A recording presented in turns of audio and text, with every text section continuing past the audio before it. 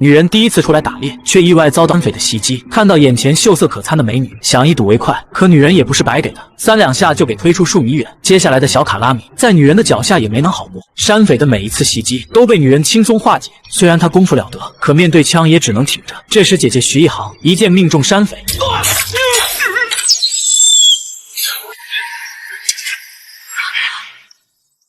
别过来，过来我就杀了他！面对杀人不眨眼的山匪，爷爷没有妥协。只见他举起弓箭，射出了匪夷所思的一击。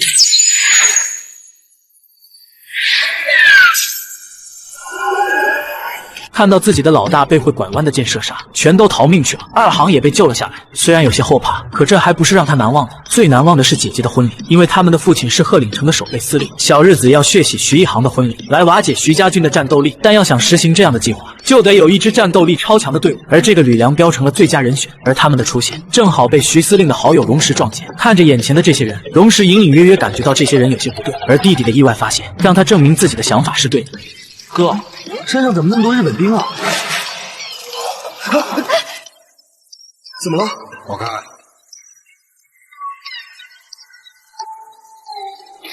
了，一定是大河岭，去报告徐司令。被他们发现了，赶走那几个人。吕良标会动手。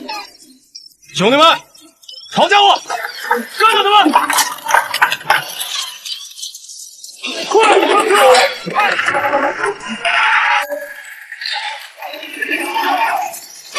们是什么人呢？肯定也是日本人。上了车的兄妹3人却怎么也启动不了，而后面的小日子对他们的进攻一刻没有停下。没有办法，兄妹3人只能弃车而逃。追上来的几个小卡拉米被荣石一一解决。就剩下一个，还是小日子的出现救下来的。荣石没有硬刚，只能先躲起来。而这个活着回来的二狗子被小日子打得满地找牙，原因就是这么些人过去还能让人给跑了。吕良标看不下去了，按照小日子的做法还了回去。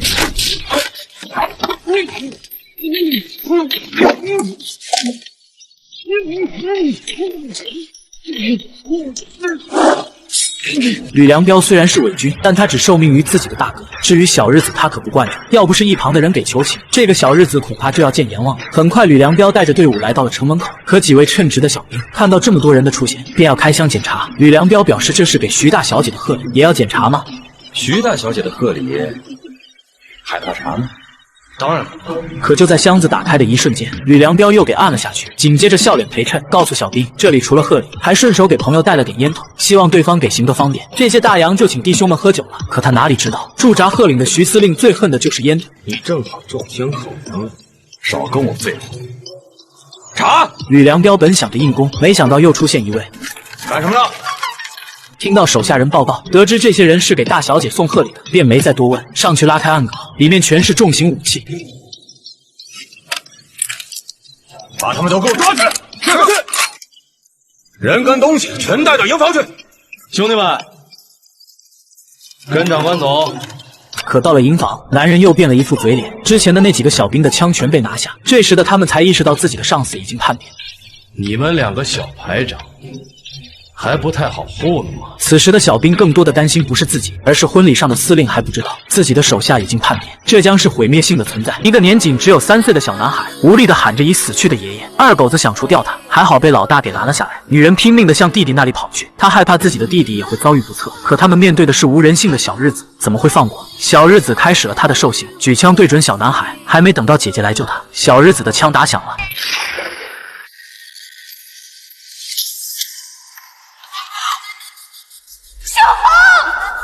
这一枪让所有人都感到不可思议，他只不过是个孩子。而徐一航的遭遇不仅如此，她原本是一个人人羡慕的新娘，嫁给了最爱她的男人。在场的所有人都发出内心的祝福。就在鞭炮响起的那一刻，一群不速之客闯了进来，对着手无寸铁的百姓开始扫射。徐一航第一个跑出来，看到了这伙人的恶行，他清楚地看到了那张脸，而他的出现无疑是个错误。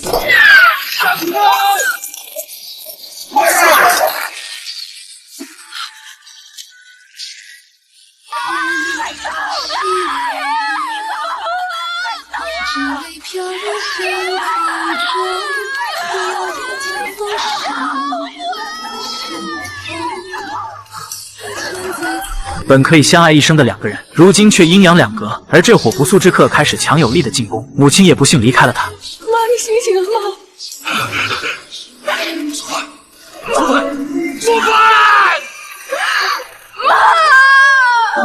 父亲把所有的恨都发泄了出来，这些二狗子一时半会还攻不上来，可他却被打了黑枪。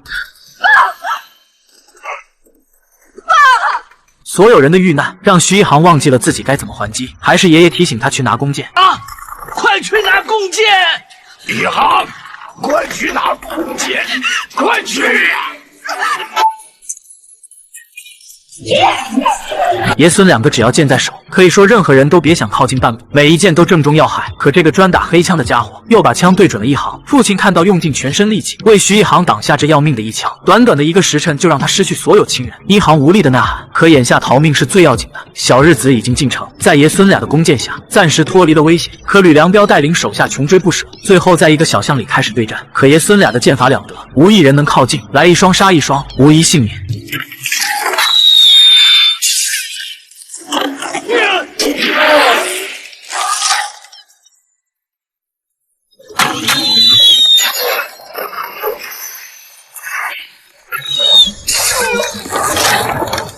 最后爷爷使出看家本领，吓破了这帮人的胆。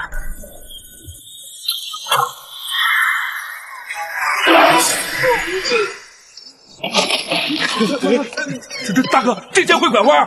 来人！最后爷孙两个趁机跑了出来。突然一航看到那个打黑枪的人，恨不得吃了他，便追了上去。另一边的爷爷已走到尽头，前后都是小日子，现在的他只有死路一条。一航追了一会，没有看到人，突然想到了爷爷，可等他赶到时，却亲眼目睹小日子一枪打中爷爷要害，甚至自己的弟弟也没能逃过魔爪，而他也没能逃过这一劫。现在的徐一航已经忘了身上的痛，因为再痛也抵不过一天里失去所有的亲人。小日子下令对一航射击，还好他及时抓起弓箭躲了起来。看到爷爷和弟弟在那里冰冷的躺着，他不再沉默了，拿起弓箭，他要将所有的仇恨用箭长还回去。躲在暗处的荣石也加入了进来，这将是一场生死之战。徐一航每射出一箭都是3条命，可好景不长，他又中了一枪，而这枪刚好打在手臂上，但他没有放弃，找来木板绑上，因为他不能倒下，他要复仇。在另一边醒来的二航看到父母倒在眼前，他上前无力的呐喊，但母亲一点回应都没有。再到父亲这里，记住，强盗对你是不会手软的，你的剑该离弦了。二航怎么也不会想到，本来幸福的一家人竟然遭到如此待遇，而他的剑真的能出弦吗？这个我们下集见。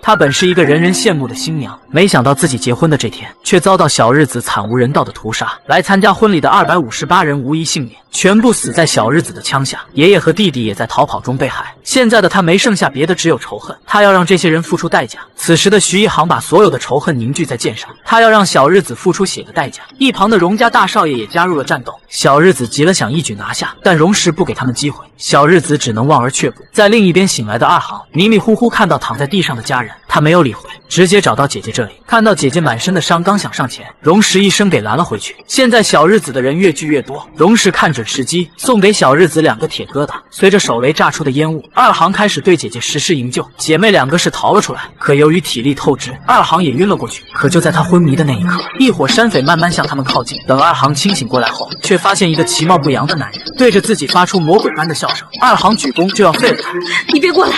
我告诉你，我全家人都被杀死了。你要再过来的话，我真的会杀了你！喝，妹妹，来，这个要是再不救，可就淹死了。二航回头看了一眼姐姐，他说的没错，徐一航现在的情况必须马上医治，而就是二航的迟疑，让男人有了非分之想。我们答应救你姐姐，你答应嘿嘿，嫁给我。此时的二航没有任何办法，只能妥协。最后徐一航在精心的治疗下清醒了过来，而山匪看到高兴坏了，这就意味着他们有媳妇了。男人表示，你妹妹嫁给我，你嫁给我三叔，这是就你之前谈好的条件。就这么把我给卖了，他们可以救你，就这么把我给卖了。虽然这样的交易不太好，但这也是他能活下来的理由。而在另一边的荣石也不好过，现在的小日子攻下鹤岭后，下一个目标就是他所在的承德。荣石为了能让百姓不生灵涂炭，便找到守备司令，希望他能坚守阵地。可这个司令却说，我想守也守不住啊，现在就连军饷都难发下去，怎么守？只要绿林兄能想办法守住城，需要多少钱你尽管说。我荣石即便是捐出全部家产，也要助你把城门守住。可让荣氏没想到的是，小日子攻城的那天，竟然连个守城门的都没有，就连小日子都不可思議。但他们还是挺谨慎。看到万人空巷的大街，一旁的小日子起了疑心。もしかしたらどこかに隠れて、まさか。やつら我々を町に誘い込み、そこで袋叩きに。どやろう、そういう時は奇襲攻撃というべき。可经过他们巡查了一圈，发现真的是一个人没有。领头的放声大笑，这就意味着整整一座承德城，他们只用了128人的探查队就攻破。而荣氏得到这样的消息，也是感到不可思议。他那么信任的人，竟然一枪没放弃城而逃。他也恨淡这一城事实，而接下来的承德将会掀起不一样的风浪。如果有人敢擅自迎接日本人，荣家灭他满门。是。身为承德城的王，他要坚守最后一刻。可令他没想到的是，小日子竟然把装甲车直径开到他的府上。荣石本以为要有一场硬仗要打，所有兄弟都做好拼死一战的准备，但经过荣石的再三考虑，还是让弟兄们撤了回来。紧接着他来会这个竹木将军，而这个竹木也表明了来意，只要荣石投降，这里所有人都会没事。你别在这儿唧唧歪歪了，我哥不会当汉奸的。这话可把竹木整急眼了，便让人把荣石的未婚妻带了上来。荣石知道今天如果不给竹木想要的，这里的人都得死掉。随后他站起来，告诉竹木：“你知道我为什么不投降吗？”荣会长是个爱面子的人，不喜欢汉奸这个称呼。我不愿意投降，就是不想像他那样，投降了命是保住了，可是活得像条狗一样。荣石表示，如果做这个汉奸，自己宁愿去死。小日子没有办法，只能给荣石足够的时间去想，因为在他的认知里，只要稳住荣石，就是稳住整个承德。在另一边，全家被灭门的一行带着妹妹二行祭拜死去的爹娘，而二行在这痛苦中，他的剑也终于离弦了。可好景不长，小日子要对承德周围的抗日队伍进行围剿，但迟迟找不到踪影，便拿老百姓开刀，逼着他们说出义勇军的下落。男人不从就砍掉，女人就被带到后面进行残忍的对待。其中一个女人受不了折磨，跑出来说了不该说的。你知道什么？都说出来。广东三十里有个白云洞，那里有义勇军。而女人口中的义勇军，就是救了徐家姐妹的山匪，现在正逼着姐妹两个履行他们的承诺。一，我一枪毙了你们；二，换衣裳，买糖，成亲。可还没等他说完，一声枪响震住了全场。原来是小日子枪杀了一名和尚，小弟赶紧回来报告。大当家的急了，和尚也敢打。弟兄们，好家伙，给我媳妇报仇！有，看着吧，其他人跟我来！可刚到这里，小鬼子没有二话，一枪就把大当家的秒了。老二想理论一下，也被一枪撂倒，剩下的就不干了，直接冲过去就开壳。在另一边的姐妹两个被按得死死的，无论一行怎么说，这两个二货就是不放。好，他们摁不住。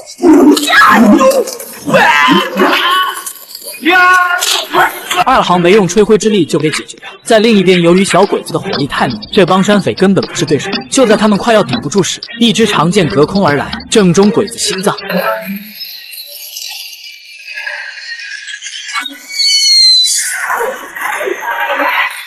这玩意儿还能使成这样？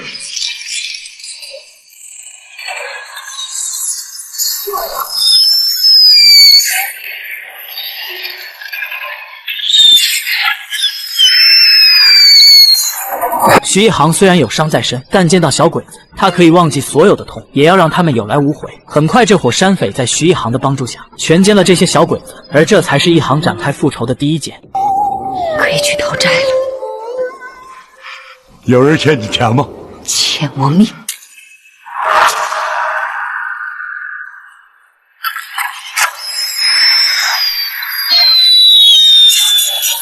小鬼子被这要命的剑吓住，没有一个人敢上前，全都躲了起来。而要他们命的，正是前不久被灭门存活下来的徐家姐妹。虽然徐一航有病在身，哪怕自己还在滴血，他也要让小鬼子有来无回，因为他现在的痛和全家人被灭的痛相比，就显得微不足道了。只要小鬼子敢露头，那他的剑就会毫不犹豫地射下去。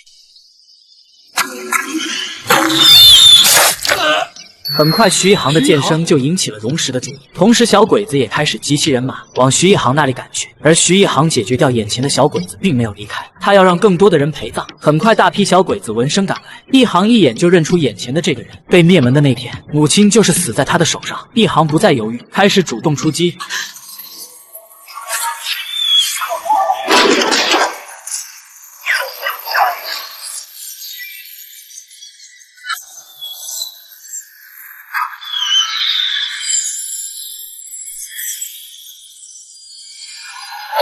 小鬼子最终得到应有的惩罚。其余的看到这里，也不敢再与其对抗，全都逃命去了。但徐一航还没有结束，他要死守阵地，等更多的鬼子。只有在杀戮中，他才能找到活着的意义。可没想到这一等竟然到了天亮。妹妹建议他晚上再行动，可一航却不予理会。而让他们不知道的是，现在正有大批鬼子往那里赶去。还好二航听力了得，察觉到了不对。结果他登上房顶，却发现现在敌人分成7路，每路有50人，正在悄悄靠近他们。二航表示再不走，可就真的来不及了。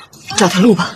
最后徐一航放出警告的语气。现在的小鬼子一听到救援，恨不得找个地送钻进去。两姐妹本以为可以大摇大摆的离开，可没想到小日子的人马赶不过来。现在的他们已经没有了方向，只能走一步算一步。就在这时，荣石打开房门，把姐妹2个扶了进去。就在他们进门的那一刻，一伙伪军刚好赶到。在那最后的一刻，姐妹2个得救，人是得救了，可一航的伤如果再不治疗，恐怕就要废了。可荣石给他上药的时候，一航显得格外的抗拒，可能是因为他现在不相信任何人。上完药后，姐妹2个便要离开。荣石告诉他们，只要有任何需要，可以到荣毅咖啡馆，在门外的电线杆子上留下箭头的标志，我就会找到你们。你能找到我们？我能。一航没有过多的逗留，因为他根本不需要帮助，而小鬼子的噩梦才刚刚开始。闻声赶来的小鬼子，其中这个领头的就是杀害一航爷爷和弟弟的凶手。这张纸条上写着所有要被追调人的姓名，当然这里也有他的名字。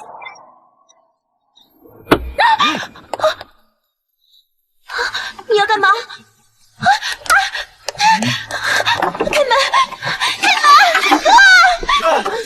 你们要干什么？快开门，让我进去！你们这是干什么呀？小鬼子自从占领承德后，就开始横行霸道，就连号称承德王荣石的未婚妻都敢碰。荣石得知后，带领兄弟们齐装上阵，他要让小鬼子知道什么才是王。荣石踹开房门的那一刻，小鬼子还满是愤怒，可荣石怎么能惯着他？上去就是一脚，最后上去一脚踹到命根子上，这才让小鬼子消停了下来。而榕树并没有停手，对着小鬼子就是一顿踢。最后荣石1颗子弹要了小鬼子的命，可能这还不够解恨，对着小鬼子又连开了几枪。一旁的伪军好意提醒，你杀的可是日本人。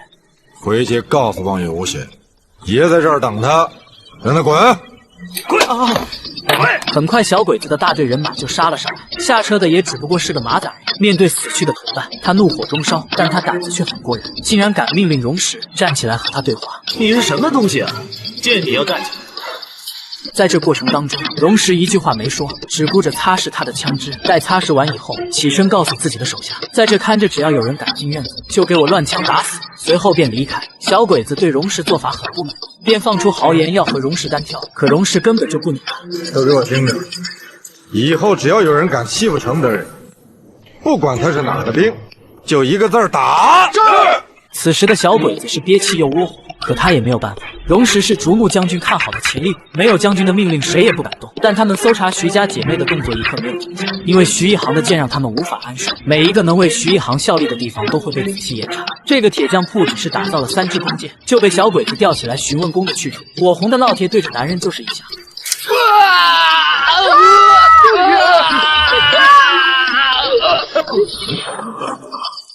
把你知道的都告诉男人表示那3张弓，有1张是酒楼老板李阳定的，还有1张是道具厂的，另外1张是军标制药厂廖军标定的。男人说的这些人，没有一个和徐家姐妹沾上一点关系。小鬼子明明知道男人是被冤枉的，可他没有停止受刑，一刀结果了男人。小鬼子的这种惨无人道的受刑，让徐一航愤怒了，他要有所行动，让这些渣渣必须马上停下来。你怎么能让他们停下来？你有我的办法。最后还是没能拦住徐一航，因为在他的认知里就是自己不能再让无辜的人为他牺牲，他要敲山震虎，而这几个伪军就是他的目标。随后徐一航的剑就出现在了小鬼子面前，已经有5波兄弟被他们射杀了，他们就算发现了徐一航，也根本没有机会。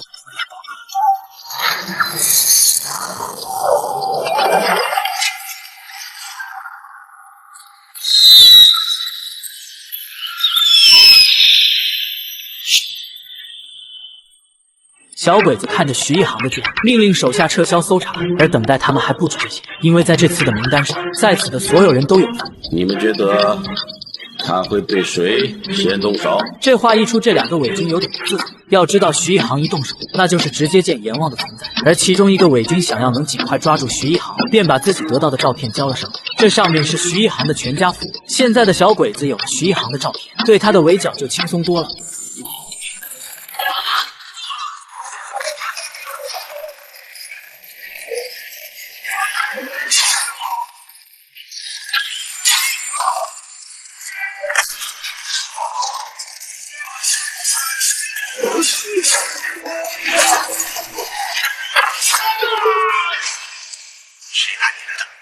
为什么要杀我？说！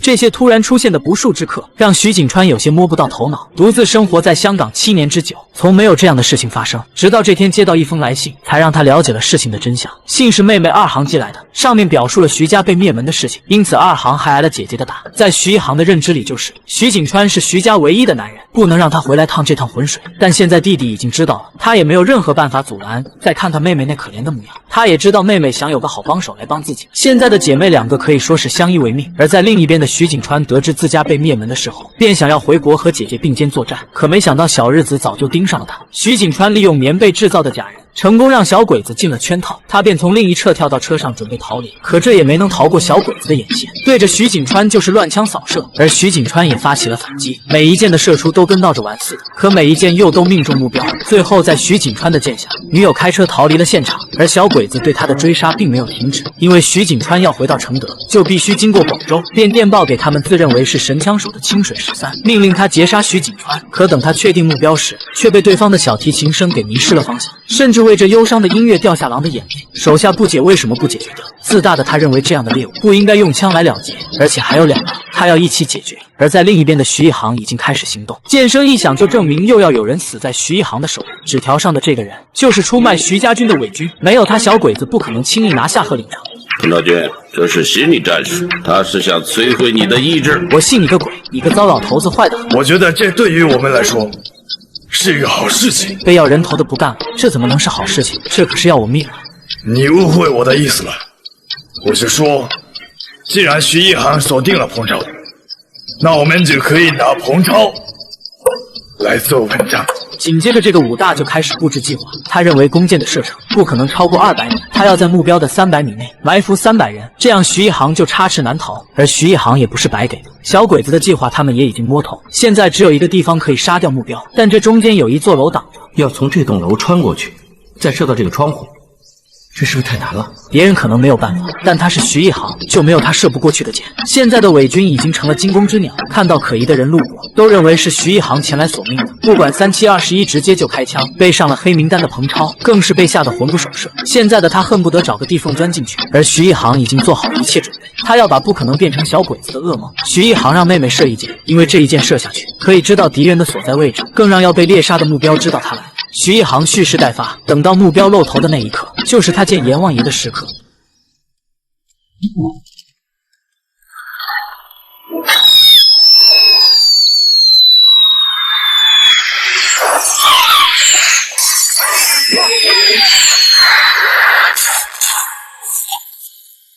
徐一航的这一箭打掉了日伪军的嚣张气焰，而他的下个目标就是小鬼子的最高指挥官望月无雪。可望月无雪并不在意徐一航，他倒想看看这颗人头徐一航怎么取。一旁的伪军好意提醒，这可不是闹着玩的。可这个自大的家伙却说他太不像个军人了。伪军一听，你这不是白白送命吗？望月无雪表示，我们正等着他上钩呢，现在他上钩了，我们怎能怕了？他要拿自己当诱饵，一举拿下徐家姐妹。而徐家姐妹已经早早在这里等候。你觉得望月无雪会从这里走吗？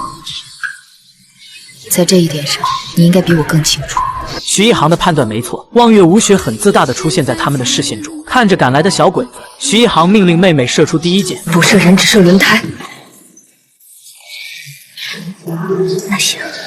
二航虽然不杀人，但阻挡小鬼子前进还是不在话下。随着二航的一箭射出，小鬼子的车瞬间失去了方向。虽然小鬼子的汽车被逼停，可身边的副官却拦住望月无雪。他认为这就是圈套，只要你不下车，他们就没有办法射杀你。但他们小看了徐一航，他告诉妹妹把他们的油箱打穿。妹妹心领神会，一箭下去，小鬼子的油箱就出现一个窟窿，汽油也像泉水般漏了出来。望月无雪急了，刚想下车，又被这个武大拦了下来。在他的认知里，只要不下车就死不了。可徐一航不想再陪他们玩了，告诉妹妹再射一箭擦出火花。可善良的妹妹认为这样会死很多人。一航见状就想自己亲自来，可看到姐姐的现状，他还是不忍心。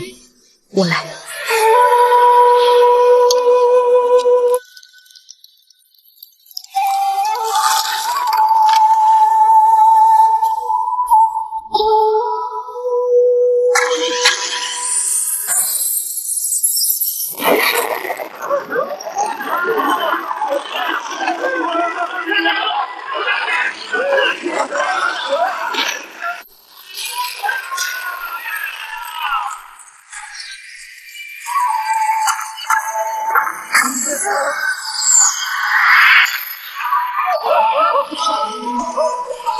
就这样自大的望月无许，最终还是死在了徐一航的剑下。一旁的武大怒火中烧，这可是他的大佐呀。而远在前线的竹木得到消息后不淡定，他要回承德会会这对姐妹花。哎呀呀！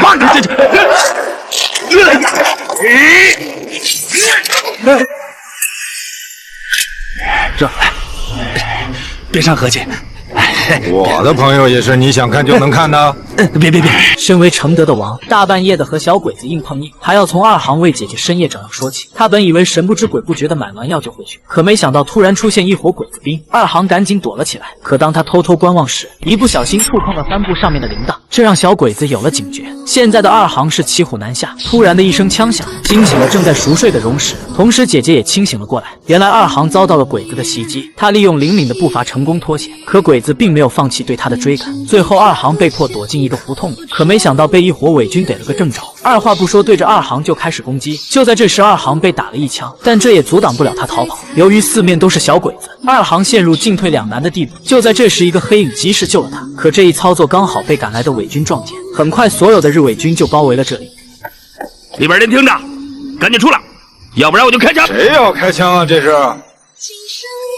哪儿熟啊？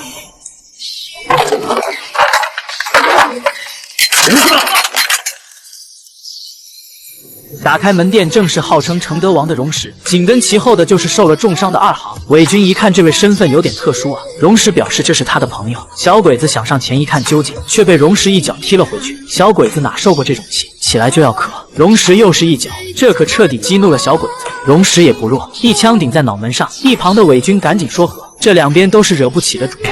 我的朋友也是你想看就能看的。别伤和气。最后荣石扶着二行霸气离场，小鬼子还不服气，叫住荣石，随后表示如果没有竹木将军的命令，谁也别想离开。荣石知道他要尽快解决，不然二行就危险了。于是他走上前，再一次用枪顶住小鬼子的脑门。伪军害怕事情闹大，开始做起了和事佬。这样，这离山庄也很近，竹木将军来得很快，要不然您伪军没工夫，你告诉他，爷现在就走。有胆量就让他们开枪！荣石的霸气硬生生的把二行从鬼门关带了出去，他是得救了。可徐一航听到枪声也开始出来寻找，而这一找就是一夜，还被小鬼子团团围住。面对这些受刑般的小鬼子，一航拖着疲惫的身躯，想发出震慑全场的一箭，可他却无能为力，射出的箭软弱无力。二行听出了姐姐这一箭的力道，是我姐姐，她这一箭没射中目标，而且少营软弱无力，射程不足50米。他一定是支撑不住了。当他们赶到时，小鬼子已经慢慢向徐一航靠近。就在这时，荣石果断出手，打了小鬼子一个措手不及。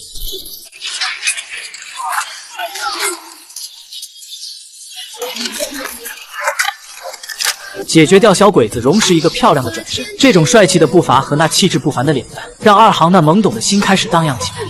真的是他，真的是你救了徐二行？不，我救了你的兵。不久前，荣石凭一己之力干掉鬼子的一小队人马，成功救下了徐家姐妹。可这样的操作让他陷入了两难，因为竹木不会轻易放过他。可等到荣石出现的时候，竟然对救徐家姐妹的事全都说了出来。竹木很不解，你这样做可以理解为是你救了徐家姐妹。我救了你的兵，这很明显，荣石在颠倒黑白。可竹木却偏偏想听听他的解释。荣石表示，如果他不带走徐家姐妹，死的可是你的兵。武大表示，那我们的20名士兵被杀，应该和荣会长有关系吧？我杀的。武大顿时傻了，连竹木都有点懵了。没想到荣石既然不打自招，为什么？为了保护徐一航和徐二航。竹木知道荣石这是要混淆视听，便问道：“那你有什么收获？”我找到了他们的住处。所有人都被荣石的话惊住了。要知道，一个顶尖的杀手不可能轻易让人知道自己的藏身之处。但不管怎么说，既然有了线索，竹木就不会轻易放过。他们住在哪？朝阳街59号。啊！立即安排围剿。嗨，等等。荣石建议他们别去，因为你们的鲁莽暴露了我的身份。现在的徐家姐妹不一定那么的信任我。如果你们打草惊蛇扑了空，那么我的喉咙上也会多一个窟窿。更重要的是，恐怕以后再没有人给将军提供他们的线索。虽然荣石的解释很完美，但竹木认为这是拿下徐家姐妹的最好时机，所以他不管荣石怎么说，还是带人赶往徐家姐妹的住处。可到了这里，就和大家想象的一样，这里根本就没有徐家姐妹，有的只是换下来的纱布。武大望着这些纱布，眼神里透着杀气，转身怒斥看守的锁结：“人在哪里？”你不是一直盯着他们吗？是，可我确实没看见他们什么时候跑的。再说了，这么容易就盯得住，他们就不姓徐了。你说呢？武大被气得满脸通红。索杰是见过大世面的，面对这种小卡拉米，还真就不放在眼里，转身就要离开。可武大不可能给他机会，承德的王他得罪不起，但一个小小的管家再收拾不了，那他这个武大的个头就白长了。我告诉你，日本人，在承德这地界儿，还没有人敢用这狗一样的眼神瞪着我，恕不奉陪。这话可把武大整急眼了，命令手下抓起来。可他有点低估了索杰的实力，能在荣家掌管所有打手的人，也是你们能僭越的人。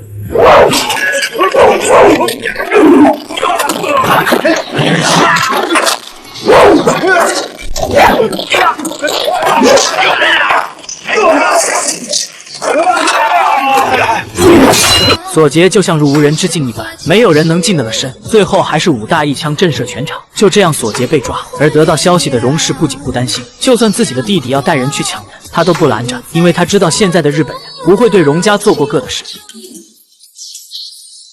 哎，荣树，哥，你还真让他去啊？正好让竹木帮我们试试，索杰的骨头到底有多硬。你不是说索杰他没问题吗？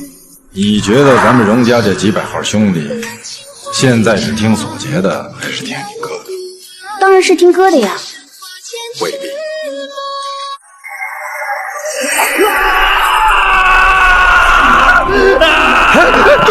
住手！这个武大郎怎么也想不到，有一天会因为自己的愚蠢丢了一只耳朵。不久前，索杰奉命看住徐家姐妹，没想到小鬼子赶来，却没有徐家姐妹的身影。本就一肚子火的武大，看到索杰对自己的态度，马上命令人给拿下。可身为荣氏的管家，对付这些小卡拉米还是没问题。很快，这些小鬼子都被索杰撂倒，最后还是武大一枪让索杰停了下来，但他也被小鬼子给绑了回来。刚开始，小鬼子为了出一口恶气，用皮鞭狠狠地抽打，可索杰硬是一句话没有。小鬼子打累了，想来点软他，可索杰就说自己不知道徐家姐妹的去向。小鬼子急了，就想再比划比划，没想到索杰要招供，武大还有些疑惑。索杰表示：“你过来一点，我只能说给你一个人听。”立功心切的武大没想太多，就把耳朵靠了过来。这时的索杰看准时机，一口咬住他的耳朵。小鬼子发出杀猪般的叫声，而索杰并没有松口的意思，直到咬下耳朵才肯罢嘴。小鬼子急了，想一枪毙了索杰，一旁的伪军给拦了下来，因为索杰是荣氏的得力干将，这样的人可不能杀呀，我们的军需品还得靠荣氏呢。武大也知道事情的严重性，便停下了他愚蠢的行为。而在外面，荣家的二少爷带领手下直接过来霸气要人，他表示时间只有半个小时，时间一到，如果不把索杰放出来，他就要血洗避暑山庄。竹木纯一表示，如果他要敢开枪，就立刻还击。九州大崎，やつを行けとて。榕树见时辰已到，便鸣枪警告，但没想到小鬼子已经架好机枪，等着他进攻。好家伙，看来是早有准备啊！我今儿非得试试，看看谁的骨头比较硬。就在这时，姐姐过来拦住了他，告诉他索杰没事，小鬼子会主动送过来。那不一样，咱把人给要过来，那多威风啊！现在他们不占理，如果你再闹下去的话，他们就占理了。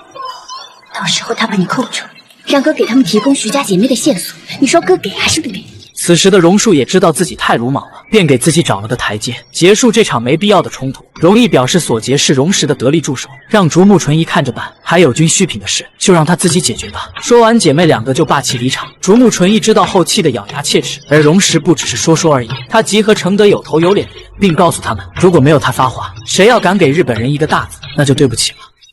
咱们一块儿灭的徐家。荣石的影响力还是挺大的，在场的所有人都捏了把汗。在这场没有硝烟的战争中，最后还是竹木纯一败下阵来，亲自登门拜访，并把完好的索杰抬了回来。看到索杰的现状，姐弟两个心疼坏了，可索杰却要求榕树帮他付给他们一块大洋。为什么？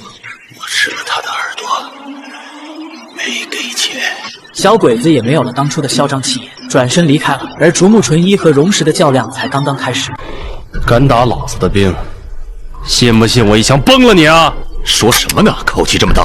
行侠仗义的荣家二少爷突然被人拦下。来人表示，现在有一群小鬼子，不仅杀害他年仅5岁的孩子，现在还要强暴他的妻子。有着正义化身的榕树当然不能就这么看着，带领手下把这些小鬼子打得屁滚尿流。但这还不解气，榕树命令手下把人带出来。看到不服气的小鬼子，榕树也不客气，举枪就杀。2个小鬼子终究为自己的受刑买了单，而这2个伪军就好过多了，只是接受榕树的拳脚，并没有吃子弹。就在他打得兴奋时，竹木纯一请来对付徐一航的吕良彪出现了。住手！救命啊！救命！又来了一个找死的！吕良彪那可是有着打虎的名号，现在的榕树还真不是对手。敢打老子的兵，信不信我一枪崩了你啊？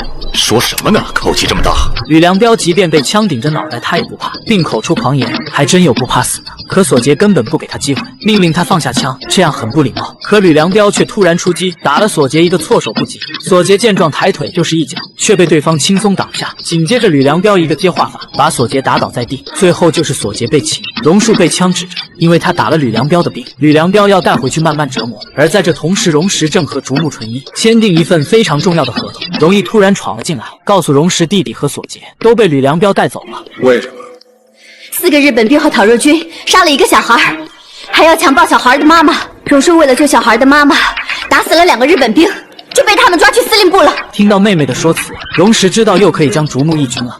仙女，话你都听到了，像这种情况，你觉得该怎么处置呢？现在的竹木纯一也不知道怎么做，可榕石的举动告诉了他。荣会长，井口和杜源很快就会把荣二少爷送回府上。榕石表示那就等回去了再说吧。请留步，荣会长，您就这么不相信我竹木纯一能办好这件事吗？榕石没有理他，还是帅气离场，剩下竹木自己在这憋气又窝火。随后武大就奉竹木的命令，要求吕良彪放了榕树和索杰。可吕良彪表示他们打了我的兵，还杀了2个小鬼子，就这么给放了。吕良彪，你只需要执行竹木将军的命令就可以了。对武大的话，吕良彪根本不放在眼里，因为他只受命于自己的大哥，其余的在他这里就是个屁。他们杀了日本兵跟我没关系，但是动我的兄弟就是不行。吕良彪，你记住，你今天的一切都是我们大日本帝国给你的，明白吗？听到武大这么说，吕良彪不愿意了，他要让小鬼子知道这里是谁的地盘。随后他便告诉自己的兄弟，榕树打你们哪，你们都给我还回去。武大一看你这真不把我放在眼里，便想让他见识一下他的威武。可没想到吕良彪快了他一步，还好一旁的伪军给拦了下来，不然这个武大真就成了历史。最后榕树的下场就是要面临吕良彪的枪决。吕良彪，我可告诉你，竹木纯一正在绞尽脑汁地修复和我们荣家的关系，关我屁事儿！你要是敢动二少爷，你看看竹木纯一怎么对待你。那是竹木纯一有事儿求着荣石，所以你们才这么嚣张。但现在他也有事求着老子，对不起了，上堂。吕良彪听到这话，榕树有些慌了。一向嚣张跋扈的他，没想到今天碰到了不要命的。我可不会放过你的！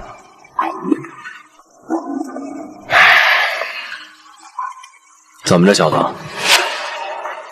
害怕了？晚了。吕良彪，来人！你不是好汉，上堂！预备！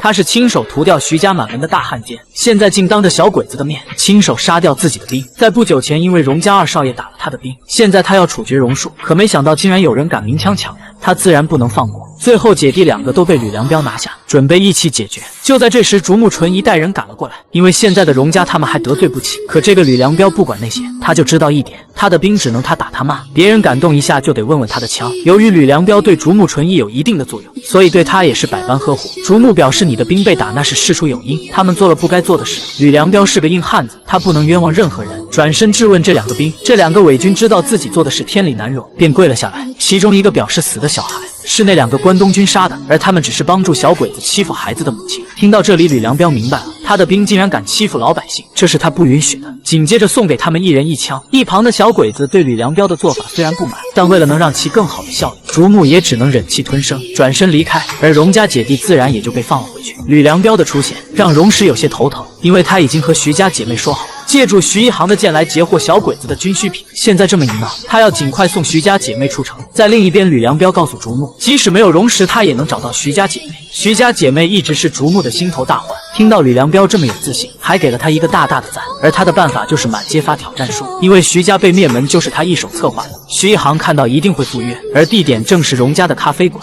这么看来，日本人的确是用不着我们了。那为什么要选在咱们咖啡馆呢？给荣家点颜色看看。但这不仅只是给荣家点颜色，更重要的是那天的徐一航会有去无回。荣石告诉索杰，让他派人把所有的传单都收回来。这恐怕有点难度，不知道他们已经发出去多少份了。尽量吧，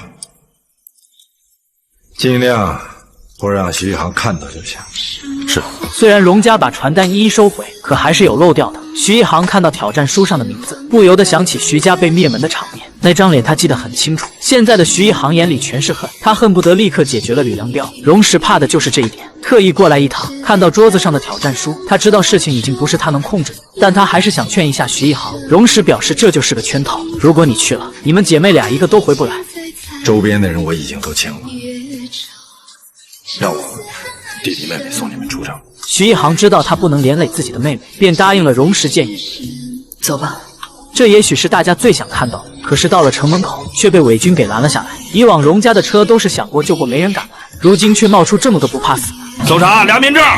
放在以前他还真不敢向荣家发难，可现在他们换头了，吕良彪连日本人都不放在眼里，更何况荣家呢？所以才有了他们无视荣家的存在。但荣树的任务是送徐家姐妹出城，谁要敢拦他的路，无疑就是找死。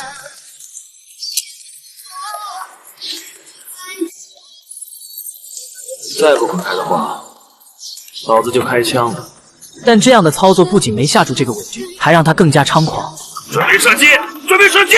就在这紧要的关头，一声枪响打破了局面。都给我听好了，这承德城是荣家的地盘，日本人来了，这里姓荣；吕良彪来了，还姓荣。别揣着明白装糊涂！荣家人要把抗日英雄送出城，没想到被不长眼的伪军拦下。最后荣石霸气出场，才稳住局面。把他给我搬开！搬着。荣石的出现让这个伪军有些忌惮，便命令人放行。就这样，一直和小鬼子对抗的徐家姐妹顺利被送出城。徐家姐妹是被送出去了，可荣石将面临更大的难题。他大闹城门口的事，竹木纯一不可能轻易放过。在决斗的时候，徐一航要是没出现，那么他放走徐一航的事就会被发现，到时候他可能会被控制起来。但这些对荣石来说不算什么，他最担心的有2点：第一，这批军备非常重要；第二，帮我照顾好松树荣一。索杰知道荣石已经做好牺牲的准备，他还想说些什么，可吕良彪却出现了，因为他向徐一航下战书的地点就是荣石的咖啡馆。现在他要在这里等着徐一航出现，而荣石被竹木请来看戏，因为这是对荣石最好的掌握。徐一航出现还好，如果不出现，那么荣石放走徐一航的事就会被坐实。在另一边，一向精明的徐一航怎会看不透这其中的要害？他把妹妹托付给义勇军，他要独自去赴约。不行，我不让你走，我必须去。让开！我不让，让开！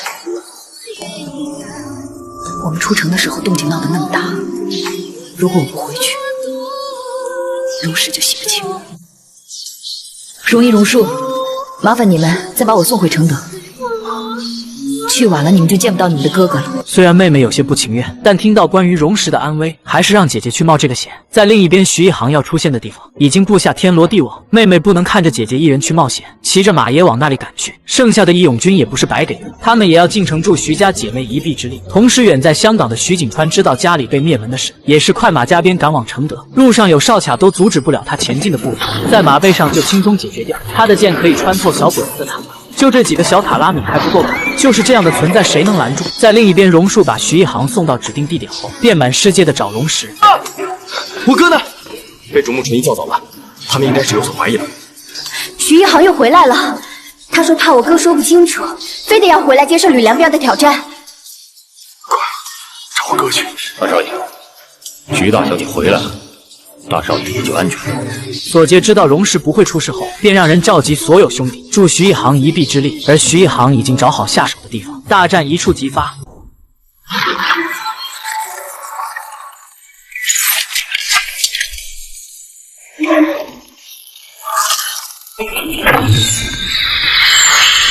徐一航向天射出的这一箭，是在决斗前告慰自己的父母，因为他要亲手杀了屠他满门的吕良彪。吕良彪，我来了！吕良彪也做好了应战准备。就在徐一航出剑的那一刻，吕良彪一脚踢起手枪，来个空中旋转，和徐一航的生死对决正式打响。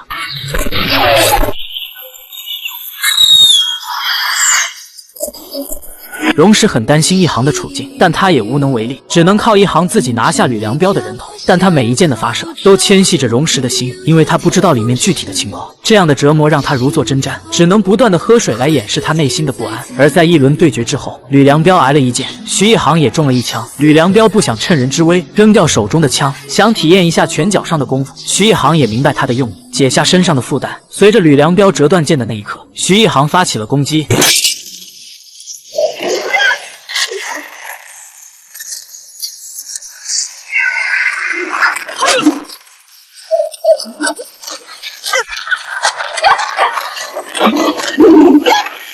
虽然吕良彪挨了重重的一拳，但也没能阻止他还回去。而这一拳把徐一航打出数米远。在这紧要的关头，一个徐一航的小迷弟出现在现场，看到徐一航正处在下风，他毫不犹豫射出一箭，但被吕良彪轻松躲过。吕良彪想出刀解决，徐一航起身营救，没想到被踹了回去，紧接着被一刀扎中左臂。竹木非常高兴，他的心头大患终于解除。而荣石就不一样了，他不知道该怎么办。受了重伤的徐一航用尽全身力气爬了出来，荣石终于坐不住了，他浑身颤抖，但他只能远远地看着徐一航被折磨，因为他还有比这更重要的事情要做。而懦弱的二航看到姐姐被打，他也没能射出救命的一箭，只会在这无能的哭泣。这一幕正是竹木想看到的，可荣石看不下去了，那是他藏在内心深处的爱，他不能亲眼看着徐一航被杀，便以方便为由离开了现场。而他的离开不是简简单单的看不下去，他在思考，一方面是小鬼子的军需品，只要能协助城外的义勇军拿下，那么他们就有可能攻破承德；一方面是自己藏在内心的爱人，但经过他的深思熟虑，他还是选择了前者。但在徐一航被处死的那一刻，也是竹木纯一灭绝的时刻。杀了吗？还没有，交给他们，也不知道怎么折磨你，给你个痛快的吧。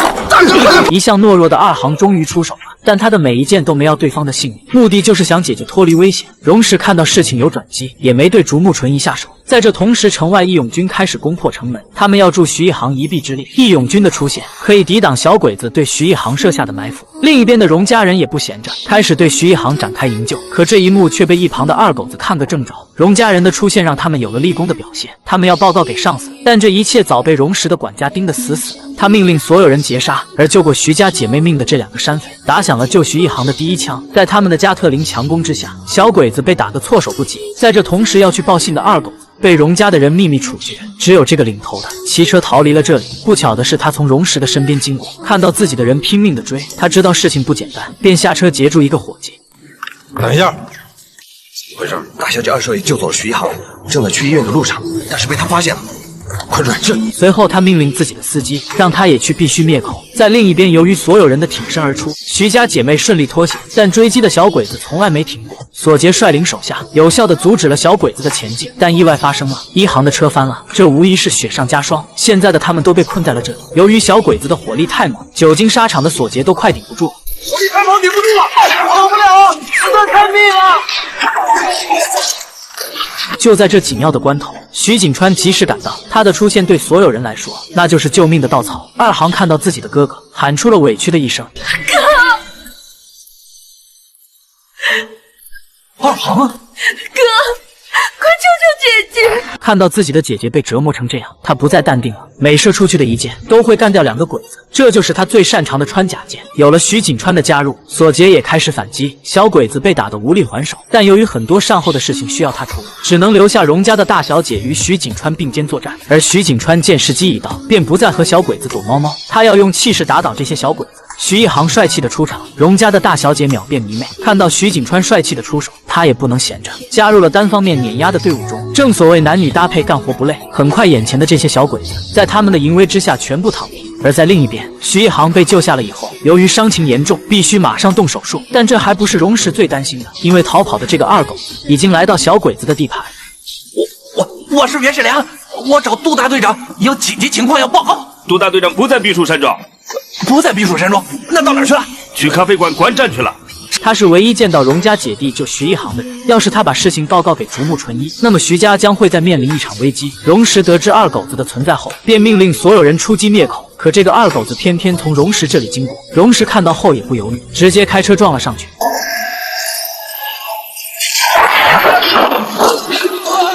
但为了更好的灭口，荣石冒险下车，看到对方还有气，便一边叫人帮忙，一边锁他的喉。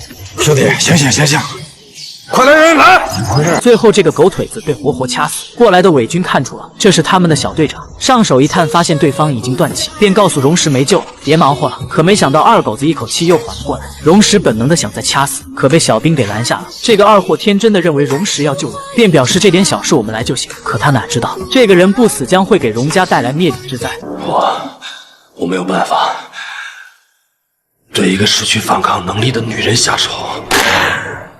血洗徐家的时候，你不但杀了女人，还杀了很多老人和孩子。可那是军事行动，难道今天不是军事行动？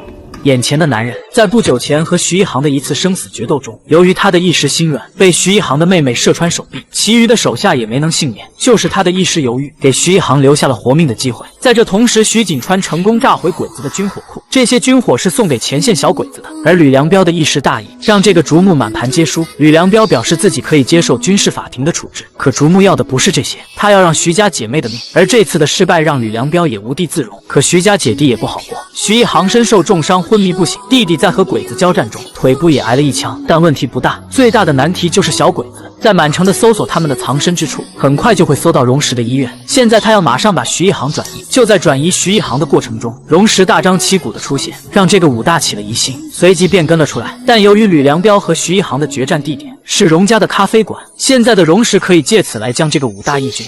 把我们家咖啡馆打成这样还不够，又跑来干什么呀？我真的没有别的意思。那什么意思？为什么偏偏把战场设在我的咖啡馆？武大表示这都是吕良彪弄的，可荣石怎能放过这样的机会？那也总得竹木批准吧。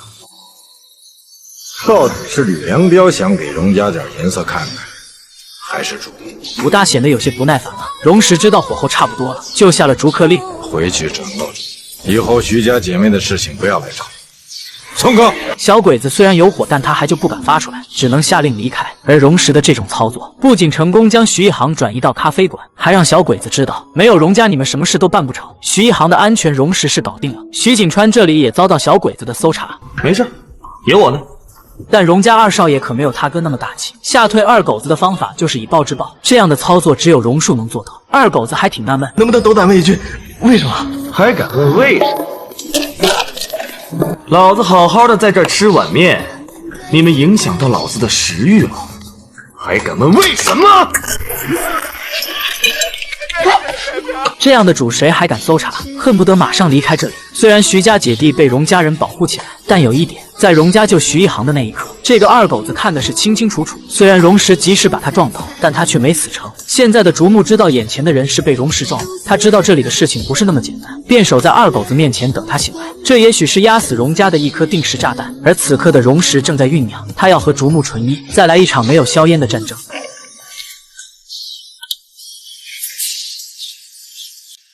就要被日本人抓起来了。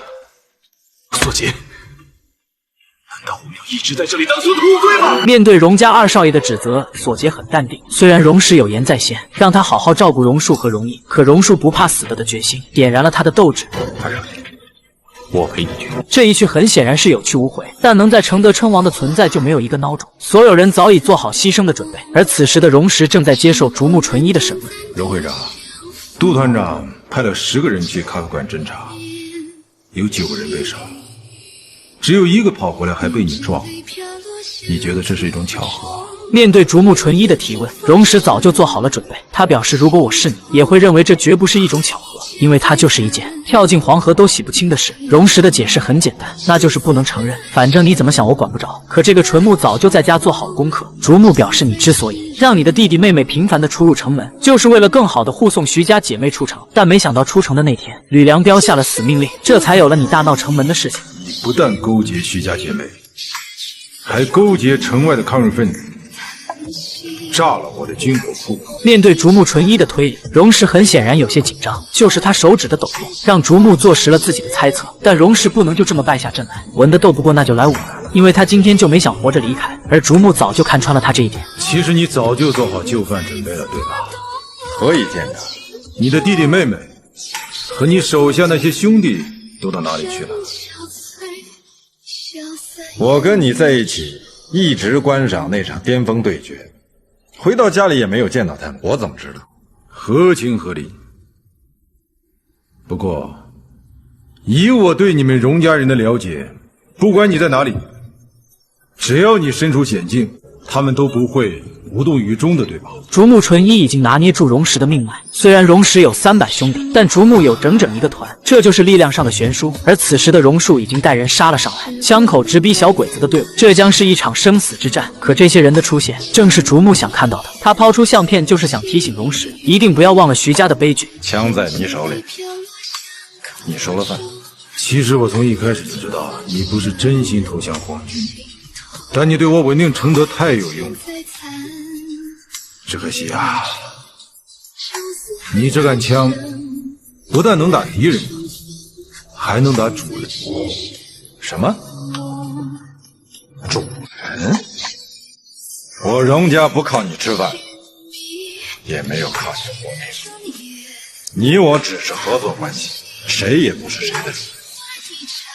这一点你必须搞清楚。荣石的霸气回话让竹木有点上头，紧接着所有枪口都对准荣石，但这怎么能吓住承德的王？就在竹木起身要离开之时，荣石叫住了他。今天你走不了，你装了炸弹。将军不妨蹲下来自己参观一下。小鬼子低头的那一刻，被眼前的景象呀麻呆住了。只要荣石的脚轻轻一勾，这个屋子里的人都得玩完。本以为自己掌控一切的竹木，也没有了之前的嚣张气焰。将军，有这么多人陪着我们一起上路，我们不会寂寞的。可就在这尴尬的点上，荣家的二少爷待不住了，硬生生的冲了进去。而他的出现打破了荣石的计划，现在的竹木又占了上风。谁让你进来的？出去！啊！拦住他！哥，既然进来了，就一起上路吧。荣石早已做好同归于尽的准备，但不能拉上自己的弟弟，所以他陷入了两难的处境。可事情很快来了个大反转，这个突然出现的伪军将会带来重磅消息。将军，将军，袁世良醒了。他说了什么？将军，袁世良说，徐一航是吕良标救走的，那9个人都是他安排人干掉的，就他一个人活着回来了。这样的消息让竹木瞬间炸裂。你再说一遍，大声说！袁世良醒了，徐一航是吕良标派人救走的，那9个人全都是吕良标派人干掉的，就他一个人活着回来了。结果被荣大少爷的车给撞了。他的话，荣石也感到疑惑。这个伪军不是他的人，但现在却为自己开脱，因为被荣石撞的人醒来的第一件事就告诉他们，荣家人救走了徐一航，自己也是被荣石撞伤的。而这几个伪军是徐家军的兵，不得已才当了二狗子。所以这个人说了谎，救了荣石。虽然竹木感到不可思议，但眼下还有个难题需要竹木解释，因为荣石不会轻易放过这么好的机会。你们这种随机应变的能力，还有处理危机的方式，荣某有些看不懂了。面对荣石咄咄逼人的提问，竹木也做出了回应。也许这真的是一场误会。误会？等我把这件事情查清楚以后，我会向你道歉。但在这前提下，你要在3天之内找出徐家姐妹的下落，否则你的弟弟就回不来了。面对现在的局面，荣石也不能硬刚，只能默许。但让竹木想不到的是，在他赶往医院的同时，能让事情真相大白的袁世良正面临着死亡。杀他的人没有真正叛变，他们之所以苟且偷生，就是为了有朝一日为徐家军报仇。而这个真正的汉奸，终究没能逃过正义的审判。就在他死的这一刻，竹木也出现了。面对眼前的人，他知道这是死无对证了。小兵赶紧报告，大夫已经尽力抢救，而做戏要全套为荣石解围的这个男人，走到袁世良面前，假惺惺地关心起来。我走的时候不是还好好的吗？排长，那是回光返照，你刚一出门，他就不行了。这么多年的兄弟，他还欠我一顿酒呢。你在说谎。竹木的话让他顿时慌了，看到竹木那自信的样子，男人解释：“我是大大的良民。”竹木表示那9个人不是吕良彪派人杀的，你在为荣氏开脱。怎么可能呢，将军？长虎，是不是他说的？那9个人全都是吕良彪派人干掉的。是他说的。很显然，这样的解释满足不了竹木的提问。另一个伪军来了个助攻，因为吕良彪从战场上被调回来的那天，路上遇到了义勇军。那个时候，吕良彪投靠了他们，而吕良彪和徐一航的决斗也是假的，目的就是要炸您的军火库。虽然这样的解释天衣无缝，但还是没能骗过竹木，命令人把他们抓起来，严刑逼供。而被抓的不只是他们，现在吕良彪和荣树都被扣了起来。小鬼子即将上演一场灵魂般的拷问。井口直树这孙子，看老子出去不扒了你的皮！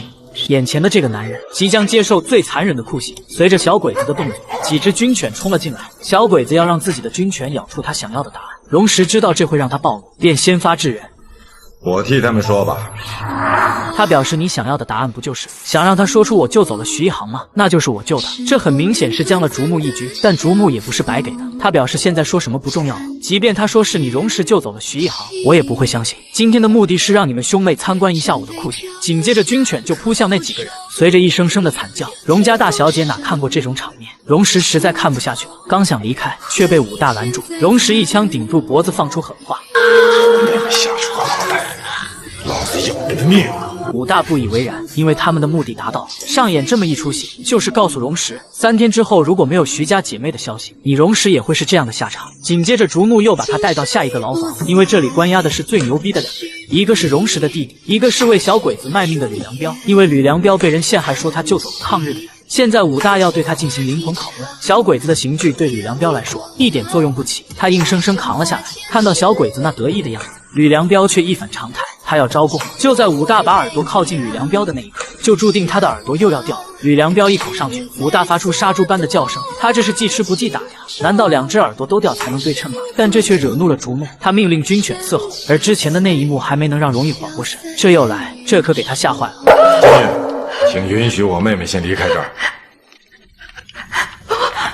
在容易离开的那一刻，军犬就奔吕良彪飞奔而去。这样的酷刑没有一个能挺住。荣树看不下去了，便为吕良彪求情，但在情急之下说了一句要命的话：“将军，你就放了他吧，他真不知道义勇军在哪儿，救走徐航的真的不是他。”这话不仅让竹木感到意外，就连荣石都被吓出了冷汗。要知道这句话代表着荣树知道事情的真相，这样一来，竹木就会把矛头重新指向荣家。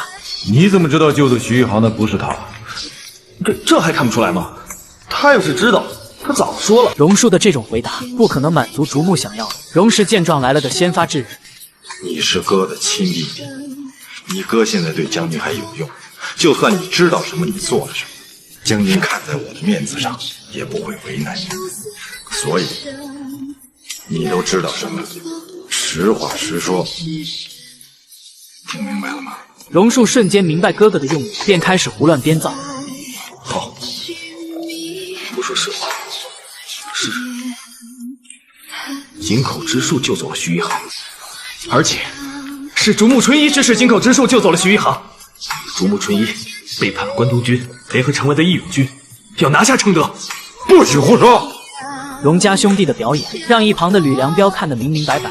你们哥俩别在这儿一唱一和的了，救走徐一航的就是你们荣家的人。现在的局势，荣家和吕良彪都心知肚明，唯独这个竹木被蒙在鼓里，但他有权在手，这就是他的优势。他告诉荣石，你只有3天的时间，到时候没有徐家姐妹的消息，那你的弟弟就回不去了，而这将会给荣石带来巨大的挑战。荣石怎么才能化解这场危机？我们下集见。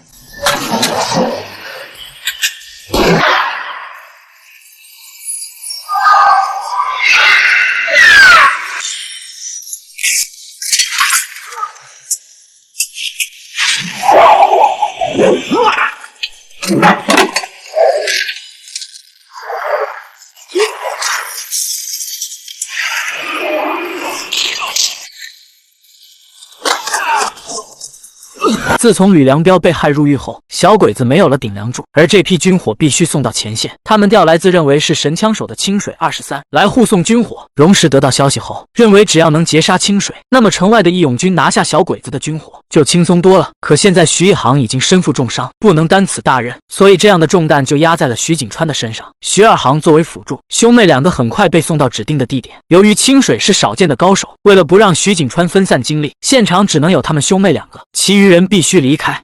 他可能打不过清水23，你要再不出手的话，你哥恐怕就……我知道了。而清水也不负众望，走的路就是我军事先预想的路。在车子被大坑挡住去路的同时，徐景川拉起优美的声音，清水闭眼享受，这样的声音让他陶醉。很快，清水就来到徐景川的面前，而徐景川也不客气，送给他一个见面礼，但被清水轻松躲过。接下来就要上演一场生死之战，但由于清水在明处，徐景川在暗处，这会让清水很被动。徐景川看好时机，一箭射出，但又让清水轻松躲过。为了能拿下清水的人头，徐景川利用假人分散他的注意力，随后再一箭要命。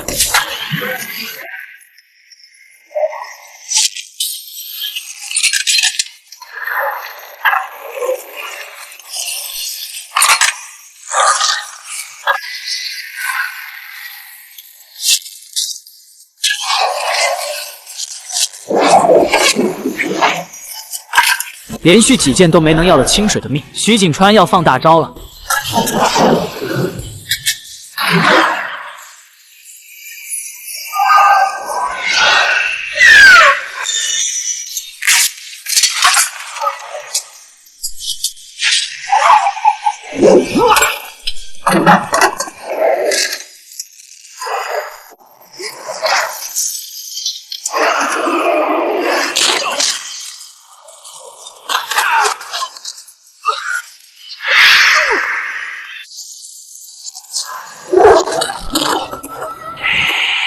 这一仗下来可以说是打了个平手，但为了能尽快拿下清水，徐景川用尽毕生所学。只见他一跃而起，在空中旋转的同时，一脚踹向对方的面门。清水被踢出数米远之后就没有了声音。徐景川小心翼翼地上前查看，可掀开凉席的那一刻，他傻眼了，清水不见了。这样一来，事情就出现了大反转。现在徐景川处于明处，突然出现的木桩让他没有任何防备，狠狠地接了这要命的一下。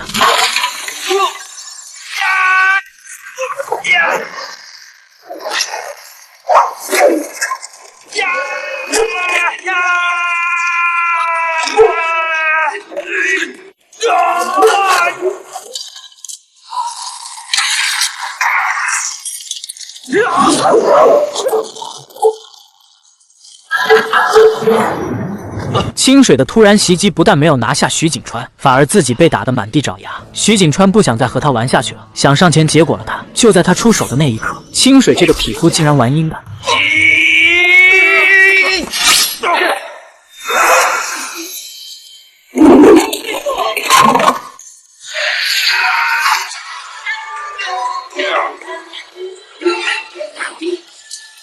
就在徐景川快挺不住的时候，突然出现的一剑打破了现有的局面。清水知道现在的自己没有能力战胜暗处的人，便夹着尾巴离开了。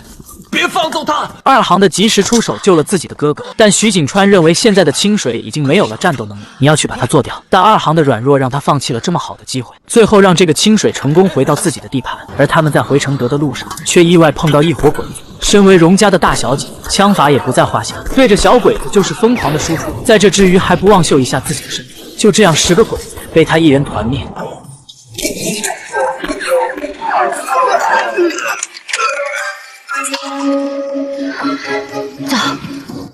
只是为了一个所谓的计划，就想让徐一航放下被灭门的仇恨，因为荣石要救下吕良彪。那不可能。荣石知道这样很难说服徐一航，但索杰表示吕良彪是个人才，如果义勇军把他救出来，那就坐实了吕良彪勾结义勇军的罪行，荣家才能摆脱救你的嫌疑。我的家人、亲戚、朋友，还有一些我根本就没有见过的人，我眼看着他们一个一个倒在我面前，256口都是为我而来，为我而死。我无法像你们那么理智，那么冷静。徐一航的描述很明确，放下对吕良彪的恨是不可能的。但索杰提到，如果要是为救荣家呢？此时的徐一航犹豫了，但他为了不让荣家再次冒险，他提议给自己换个地方，然后把地址告诉给竹木，这样所有的小鬼子都会去他那里，而荣石要救吕良彪的计划会成功一半。你现在的身体状况不能再射箭了。不能。看到一航那坚决的态度，荣石也只好答应。很快，徐一航就找好落脚的地点，他做好一切准备，他要让小鬼子有来无回。而竹木好像知道了荣石的计划，他来到吕良彪的面前，告诉他，今晚将是一个不眠夜，你的朋友会来救你。如果有人来救你，你杀我死而无憾。竹木的判断是把吕良彪当成了真正的叛变者，而吕良彪的话让他有些迟疑。但不管怎么说，今晚这一仗是避免不了的。荣石把眼下的局势用棋盘来分析，这是城门，这是避暑山庄，这里是筒子街18号。筒子18号就是徐一航的位置，之所以安排在城门口附近，就是为了更有效的出城。而竹木也摆好了阵势，和荣石的一模一样。而让荣石想不到的是，竹木从外面调回大队人马，城门口的人可以碾压一切力量。按照现在的局势，荣石知道自己上当了。完了，我们上当了。上当了。竹木这只老狐狸故意放出风去，让城里的日伪军倾巢而出，去围剿义勇军，就是为了要引我们上路。现在义勇军只要一进城门，我们就会被他们一口吃掉。所以600人埋伏在城门口，800人留守避暑山庄。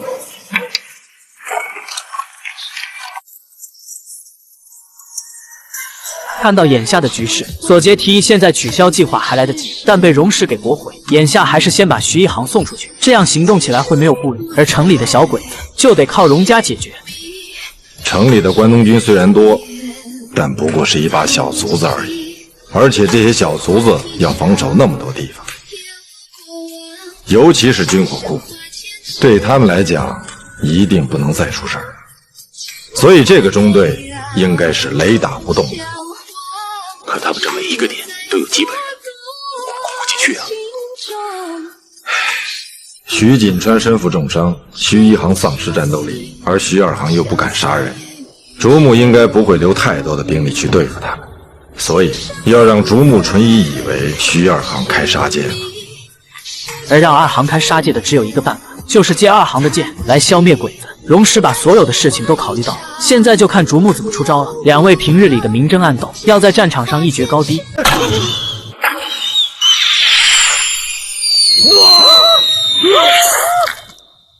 这个卖主求荣的大汉奸，最终还是没能逃过徐一航的审判，而能让这个胆小如鼠的他出现在徐一航的视线中，都是荣石一手制造的。为了能调出小鬼子的兵力，荣石让手下把徐二航的剑插在小鬼子的喉咙上。当小鬼子发现后，荣石再给竹木报告，称自己兄弟发现了徐二航的踪迹。我的人在城南茶行外看到了徐二航。什么时候？5分钟以前，我的人在那儿盯着。让你的人盯住，我的人马上就到。好。而为了让自己的兄弟在外面能够为所欲为，荣石特意强调，我的兄弟在为你工作，打起仗来一定要看清楚。这样一来，荣家人就相当于拿到了免死金牌。竹木虽然犹豫了，但他的愚蠢还是同意了荣石的提议，而他派去查看现场的人自然会扑个空。就是这样的操作，荣石百试不爽，成功将鬼子的兵力调出，让他们首尾不能相顾。而这样的捷报还不断的报上来，又有2个兄弟在城北得手了。索杰提议不能再这样玩下去了，不然竹木那个老狐狸会醒的。荣石也知道是该收手了，但这最后一张牌必须得出，那就是报出徐一航的位置。只要让竹木看到徐一航，他弟弟就会平安回家。恭喜将军，好消息终于来了。多谢荣会长。您好像一直在给我报告好消息。将军，这次没了。徐二航跑进了筒子西街的一处民宅，而且徐一航也在。竹木对荣石不断提供线索感到了质疑，荣石表示我的人会亲自带队确认。确认了徐家姐妹在里面之后，我立刻放了荣二少爷。谢谢。徐家姐妹在筒子街18号。荣石这次报给竹木的地址是真的，现在就要靠徐一航自己了。这也是荣石最担心的，因为徐一航的伤还没有好，他不知道一航能不能扛下来。另一边的竹木开始部署对徐家姐妹的围剿，他派出2路通讯兵调回出去寻找2航的队伍。可没想到荣石早就算到这一点，在路上设下埋伏，竹木派出来的人都被荣石的手下一一解决，这让小鬼子不得不动用城门口的兵力。城门口调出关东军1个中队和伪军1个营的兵力，约600人左右。朝筒子街方向去了。荣石看着棋盘上的走势，现在只要徐一航那里打起来，那么竹木之前派出去的兵都会扑向那里，这样城门口就没有了战斗能力。但这需要荣石的人在城里打乱小鬼子的部署。我们的人该出动了。在另一边，小鬼子的大队人马已经靠近徐一航，而徐一航超人的听力感觉到了这一切。荣石的人看到小鬼子的人，立马上前迎接。我是文公馆的人，他俩还在里面。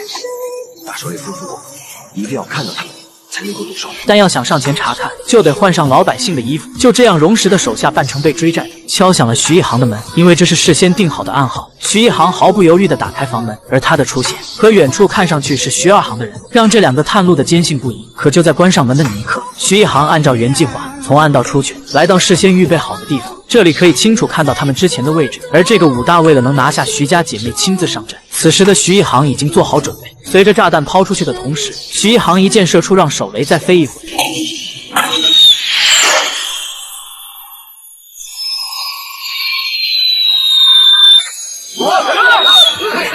炸弹落地的同时，汽车被炸得腾空而起，两个二货玩了一次免费的过山车。就在汽车落地的那一刻，徐一航果断出手，剑锋直接穿透伪军的喉咙。徐一航终于将这个出卖父亲的败类了结。而他为了顾全大局，并没有和小鬼子恋战，从地道来到另一个地方和荣石的兄弟会合。可就在他们准备离开的时候，徐一航突然叫停兄弟们，原来是有一批鬼子正赶往他们这里。他们发现我们了，未必，他们一定是想从这边包围小鬼子。面对着突然出现的小鬼子，一航准备和他们决战到底。扎好掩体，准备战斗。太好了，没有我的命令不许开枪。所有的兄弟都做好准备，只要小鬼子赶进来，那就让他们有来无回。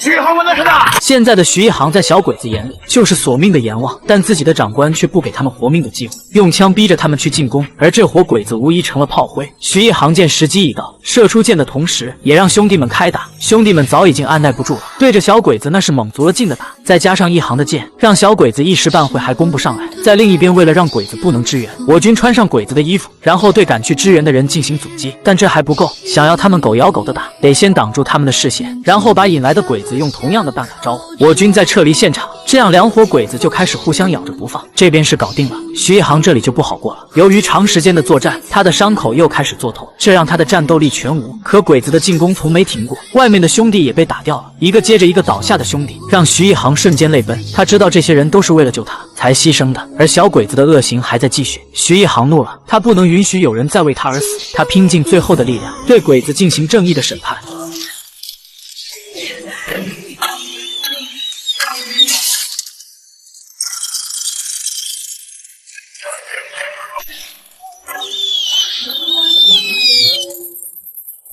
可鬼子的人实在是太多，即便有加特林的辅助，也没能把鬼子消灭掉。很快，加特林的子弹被打光，徐一航的剑也没有了，这让小鬼子有了可乘之机。徐一航知道这次是在劫难逃了，他很愧疚身旁的人，他认为是自己害了他。没有，我终于打上仗了，终于给我爷爷报仇了。这句话是多少人内心的声音，也是徐一航的声音。这一刻的他们已经做好牺牲的准备。就在鬼子慢慢逼近的时候，突然出现的枪声直接把鬼子团灭。别开枪！大小姐，别放箭！来人正是潜藏在鬼子身边的徐家军。大小姐，贺领驻军徐旅长部下，3团2营2连3排排长赵正文、副排长张长武向大小姐报道。徐一航不敢相信父亲的兵还有活着的。随着来人的引导，他来到外面才知道这一切都是真的。他父亲的徐家军还在。我们刚才没伤着你们吧？没有，大小姐，我们都计划好了，躲在他们后面，在关键的时刻把他们全部歼灭。有了这些人的加入，徐一航就不是简简单单的复仇了，他要带领父亲的兵把小鬼子赶出去。徐一航这里已经没有危险了，荣石的管家开始行动了，他们穿着鬼子的服装，把兄弟们接到后，直奔鬼子的总部。由于我们有一个会说日语的兄弟成功进入小鬼子的大本营，他们的目标就是救走吕良彪。吕良彪本是小鬼子的人，现在被冤枉入狱，只要把他救出去，那么鬼子就认定了他的罪行，而荣石在竹木面前就摆脱了嫌疑。这是最后一步棋，他牵扯着荣家的命脉。不能再看到熟悉的人在自己身边死去。谁愿意看到自己熟悉的人在身边死去？谁会无动于衷？谁心里不难受？徐一航还没有做好加入义勇军的准备，因为他不能再看到有人为他而死。而荣石对他发火，那是因为他的兄弟为了完成任务，不怕牺牲自己。他们的死不仅仅是为了你徐一航，而是为了能让更多的人脱离苦海。荣石的每句话像一把刀子，深深扎入徐一航的内心。自从日本人进了承德之后，我们每一个人的生命都不再属于我们自己。只要能把日本人赶出承德，赶出中国，我们随时可以死。你以为你杀了几个日本人，你就算还了债？我告诉你，你还不清。荣石的愤怒是想要告诉徐一航，你的名声在整个热河是万人眼里的英雄，而不是一个只会复仇的自私鬼。听到荣石的责骂，徐一航也有些动容。他第一次看到荣石的另一面，因为平时的荣石给徐一航的印象是一个连话都说不清的花花公子。就是荣石的这些话，让他有了不一样的想法。因为荣石说的对，这就是战争，每个人都有可能死，包括他荣石在内。荣石的愤怒彻底唤醒沉睡的一航，他按照荣石的意思去加入义勇军，但对他的关心还是保持一定的距离。对不起，我刚才言重。你说的对，不像你说的话。虽然一航一直保持与荣石的距离，但荣石的那些话在他的心里已经扎根。就是从那一刻起，徐一航的心里已经悄悄埋下一颗爱情的种子。虽然他还没有感受到，那是因为他的内心装不下别的人。他不能忘记新婚的丈夫，但加入义勇军来抵抗小鬼子还是没有问题的。就这样，徐一航一伙人霸气离开，而这些二狗子不知死活，开始对他们展开攻击。而城外的义勇军早已做好接应，看到追来的鬼子兵，他们开始进行有力的阻击，车上的人也开始攻击。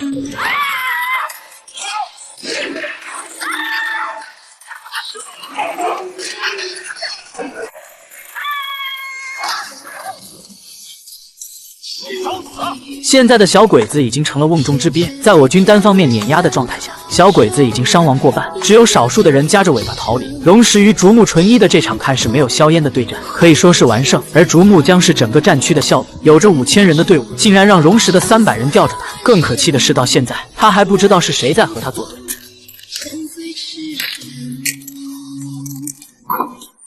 让弟兄们子弹上膛，有人敢为难我们荣家兄弟，跟他拼命！子弹上膛！荣石之所以敢和日本人明刀明枪的干，那是因为在他兄弟的葬礼上，竹木纯一也来祭拜。可他的目的是因为有人冒充日本人，救走了他们的重要犯人。而那个人在救人的过程中说了一个字，他要对荣石的兄弟进行排查。荣石知道这个老匹夫来者不善，他也只能答应。但在这前提下，必须满足他2个条件。什么条件？第一，将军必须明确地告诉你的手下，不能为了给自己找个台阶下，就随便诬陷我的兄弟。否则我绝不让茶宁愿翻脸。那第二呢？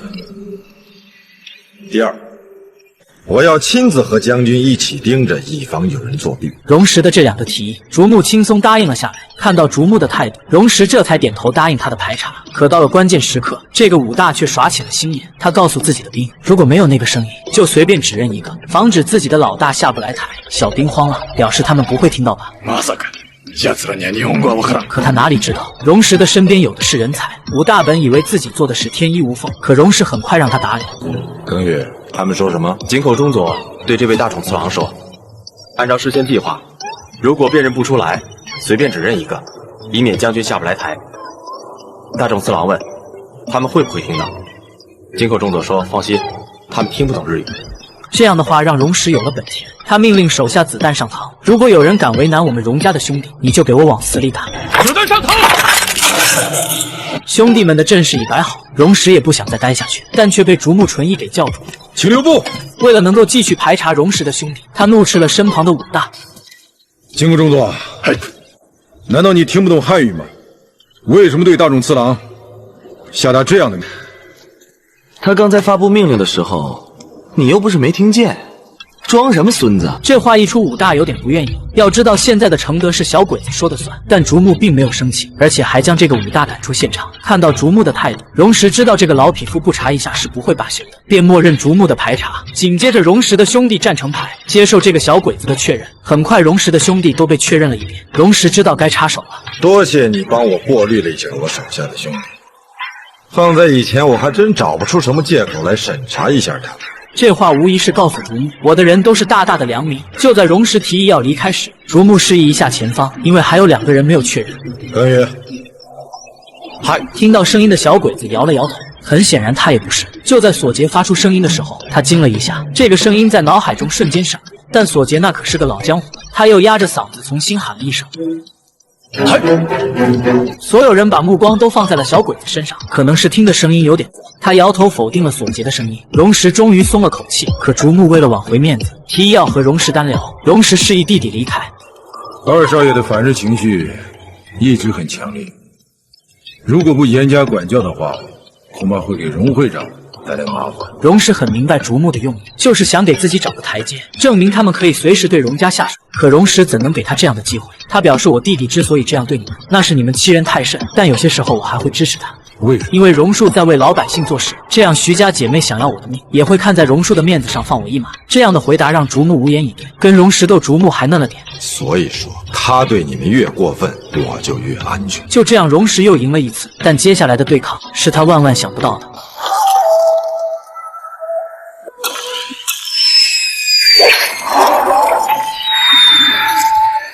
一直软弱的二行终于出手了，但他射出的每一箭只是打爆汽车的轮胎，只要押送物资的队伍停下，小鬼子就会下车反击。这时我军的机枪手就开始上场了，小鬼子还没弄明白怎么回事，就已经伤亡过半。为了防止有更多的伤亡，他们跑到车的另一面作为掩体，紧接着二行用箭把手雷传送过去，让他们原地开花。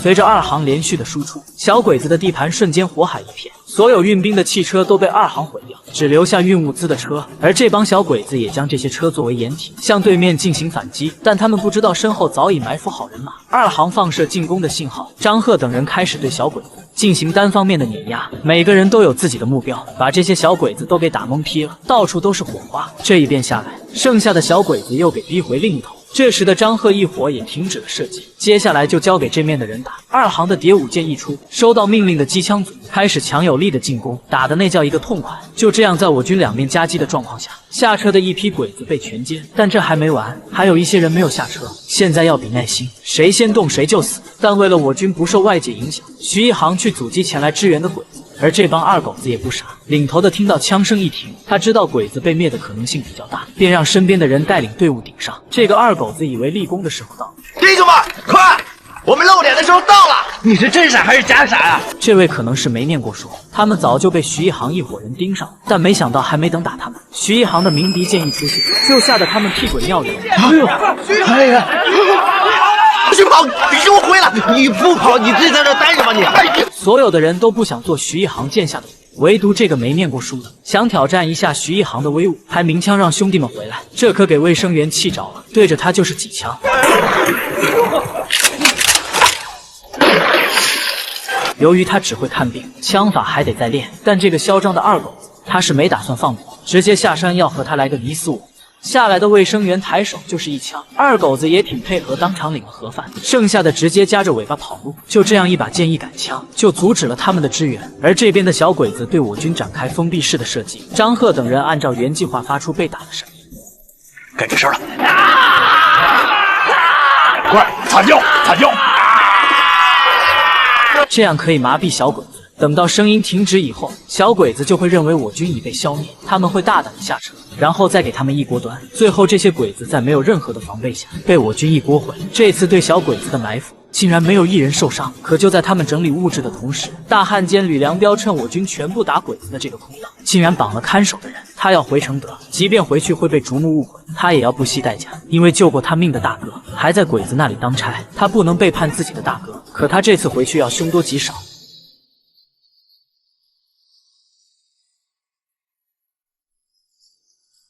这两个富家姐弟拿个情报就跟闹着玩似的，根本没有在意有没有人跟着。就在容易拿出情报的那一刻，隐藏的人突然出现抢走情报，而控制他们的正是小鬼子的特务。富家姐弟之所以出现在这里，是因为我军成功打下小鬼子的辎重部队，这样的大喜必须通知城内的荣氏。而此刻的荣家也在等待捷报，看到预先定好的时间已到，荣氏让弟弟去把情报取回来。好，等等，容易你也跟着去。小心一把。姐弟两个对这次的行动充满了信心，可没想到竹木纯一也知道了自己的队伍被义勇军全部吃掉的消息。敌人付出了多大的成本？120人，全活着。听到这里，竹木也很吃惊，在惊讶过后，那就是猜疑。武大表示这里面一定有内奸，有内奸也不可能，我军全军覆没，对方无一伤亡，我就没听说过这种事。有一个脚崴了。这一场仗可以说是对竹木最大的侮辱，但能把仗打成这样的，一定是个高手。竹木不得怀疑是荣石。就在他们分析的过程中，有人来报，荣家的大小姐和二少爷出城了。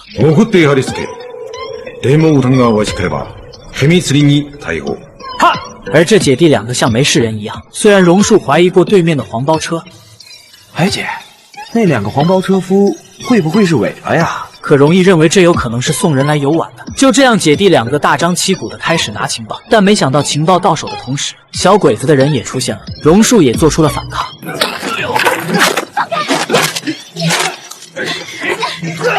可小鬼子派来的人都是精锐，榕树很快被制服，但他们的被抓是荣石万万想不到的。而竹木拿到手的情报，上面的大顺代表着我军大胜小鬼子。此时的荣石通过另一途径也知道了义勇军大胜的消息。不仅如此，现在的义勇军已经回到了根据地。真有这样的话，张贺的消息应该到了。此时的荣石和索杰才意识到榕树可能出事了。赶紧派人去看看榕树容易，还是我亲自去吧。等索杰来到这里的时候，荣家姐弟早已不在，只留下榕树的眼睛。索杰拿起眼睛的同时，他恍然大悟，这就意味着他来晚了。而此时的姐弟两个正在接受竹木的洗脑。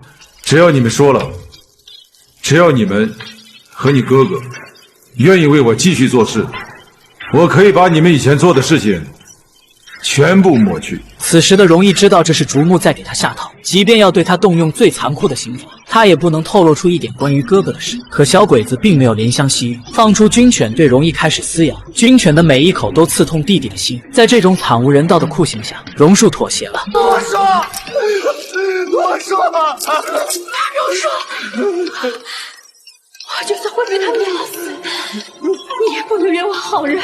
荣义的话让弟弟清醒了过来，他表示就是我和姐姐做的，与其他人无关。但这不是竹木想要的，他本以为可以不用动刑，但现在只能继续。随着军犬的撕咬，榕树被这一幕憋得眼睛都红了。但他想起了索杰的话，一定要记着，社区保帅。社区保帅，对，大少爷就是帅。看到姐姐马上就要被军犬折磨死，他最后的防线已经守不住。我说别咬了，我说是索杰，是索杰。你不能冤枉好人。虽然榕树供出了索杰，但竹木想要的是荣石在这里扮演的是什么角色？你招出索杰，是想保住你哥哥，这招棋叫舍车保帅，对吧？虽然榕树供出了索杰，但他知道自己的哥哥万万不能停。竹木还在不断的进攻榕树的大脑。没有你哥的允许，他能指挥得了你哥的那些手下？他是带着我哥的旗号做的。那我就不明白了，索杰为什么做这些事？他是传统。榕树的这句话让竹木有了一定的本钱，再问下去也没什么必要了。而索杰早已做好牺牲的准备，但荣石认为还没到那个时候。只要索杰离开承德，他再把事情往索杰的身上引，这样自己也会脱离现在的困境。可索杰心意已决，荣石不能眼看着兄弟被抓，便出枪逼着索杰离开。走。大少爷，我知道你不会向自己兄弟开枪的。索杰跟了荣石这么多年，可以说是荣石的半个知己。但现在小鬼子已经来到咖啡馆，现在就是想走也来不及了。咖啡馆所有能出去的地方都被鬼子给围了。今天下事，大少爷，别藏了。这次索杰怕是走不了了。索杰，快跑！快跑！荣木纯一，放了我！我只是2个孩子。索杰，把枪放下。大少爷，对不起了。此刻的荣石知道，索杰为了不牵连自己，要把所有的事都推到自己身上。一旁的伪军看这架势，赶紧上前劝阻，可没想到自己却成了索杰的人质。可小鬼子怎么能因为一个伪军妥协？索杰慢慢向后方移动，见时机已到，给竹木一枪，可却被竹木躲掉，而他一把将伪军甩出去，自己破窗而逃。紧接着，这个武大也不含糊，直接追了出来。而在追逐的过程中，索杰反手一枪打中武大的腿，小鬼子也反手一枪，两个人同时跪倒在地。武大还想再补一枪，荣石及时赶到，跑过去挡住了这要命的一枪。索杰，大少爷，快将打死我，别让我落在日本人手里！快！面对这样的要求，荣石是不可能做到的。但竹木把他的妹妹和弟弟带到了现场，这让荣石陷入了绝境。索杰苦苦哀求，让荣石亲手送自己上路，但荣石给的答案是和他们拼了。就在起身的同时，索杰枪口对准小鬼子，另一只手则扣动扳机了结了自己。荣石不敢相信这一切，这是和他并肩作战的战友，也是他的朋友，甚至荣石早已把他当成了亲人。在索杰推开荣石的那一瞬间，荣石也知道索杰这是在保自己。就这样一个为抗日献身的索杰，在这一刻画上了句号。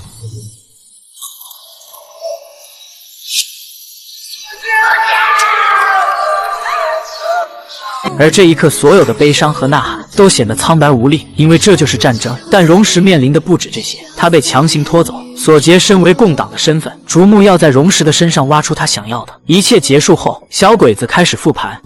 将军，荣石这个人不能再用了。如果有人能够代替他的话，我早就用了。将军为什么不借这次机会，看看能不能甩掉这个拐棍？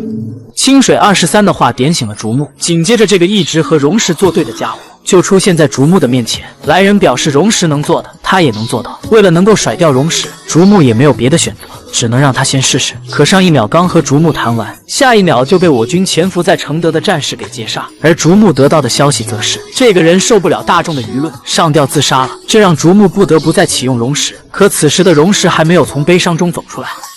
他是共产党，他一直在利用你，利用你们荣家。他是不是共产党，和我有什么关系？荣石的愤怒不只是竹木的那句话，而是他的内心早已把索杰当成了家人。你们把别人最亲的人杀了，现在还想让其为你们卖命？他是我兄弟，已经是我家庭成员的一部分，是我一辈子的兄弟，你明白吗？竹木看到荣石的过激行为，他又把放狗咬容易的事情说了出来。这样的意义就是想告诉荣石，你们荣家的命都在我手里，我想怎么样就能怎么样。他妈混蛋！刘会长，不要激动，他们一边让我替你们做事，一边放狗咬伤我妹妹，还不让我激动。现在的荣石恨不得一口吃了这个竹木，但现在是小鬼子说的算。如果想要报仇，就必须咽下这口气。这件事情我就不追究了。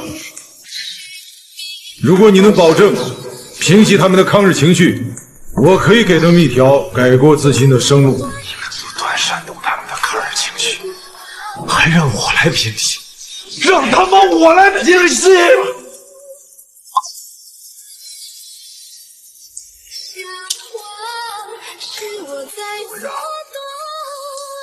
话就到此为止。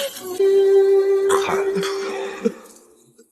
我他妈打死你！大少爷，大少爷，使不得，使不得！荣石，使不得！索爷走之前嘱咐过，不要怪二少爷，他岁数小，没有城府，竹木一定会从他和大小姐身上下手的。哥，我是叛徒，我害死了索爷，我对不起他，你打死我吧！虽然榕树供出索杰是共党，才让竹木纯一除掉，但容易是最清楚当时的情况。如果不供出索杰，那么他就不会好好的待在这里。是竹木纯一让人放狗咬我，榕树看不下去，榕树是因为心疼我，才出卖了索爷。面对容易的话，这个当哥哥的也不能真的狠心打死弟弟。可榕树认为索杰的死就是他的软弱造成的，他要为索杰偿命。混蛋！二少爷，荣石的这一脚虽然救下了榕树，但榕树对索杰的愧疚是永久挥之不去的。此刻的他没有别的想法，既然都不让他死，那就好好的活着。但他要给索杰一个交代。我用我的手指发誓，我榕树留着这条命，就是为了给索杰报仇。我一定亲手杀了竹木纯一。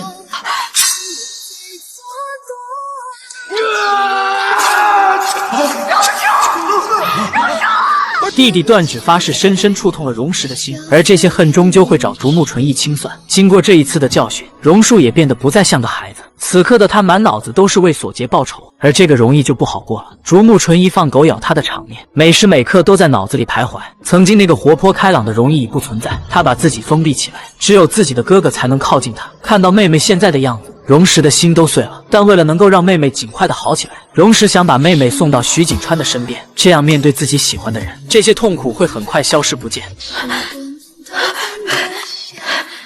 不，我不去，我不去，我已经不是那个容易了。你知道，对一个女孩子来说，什么最重要吗？除了脸，就是她的身子。就在容易掀开衣服的那一刻，就连看淡生死的荣石都不忍直视。容易的身上每一处都是被狗咬过的痕迹，他认为自己已经没有爱可言。容易的每句话让荣石感觉到从来都没有过的心酸，而此刻的他也只能眼含泪水，给容易一个温暖的拥抱。虽然伤口是在容易身上，但每一处的痛，荣石都能深深的体会到。他很后悔，如果可以重来，绝对不会把弟弟和妹妹再牵扯进来。可悲伤过后，他还得重新站起来，因为他和竹木纯一的较量还没有结束。他要替死去的兄弟战斗，为那些抗日所做出贡献的人战斗。真正的较量从这一刻开始。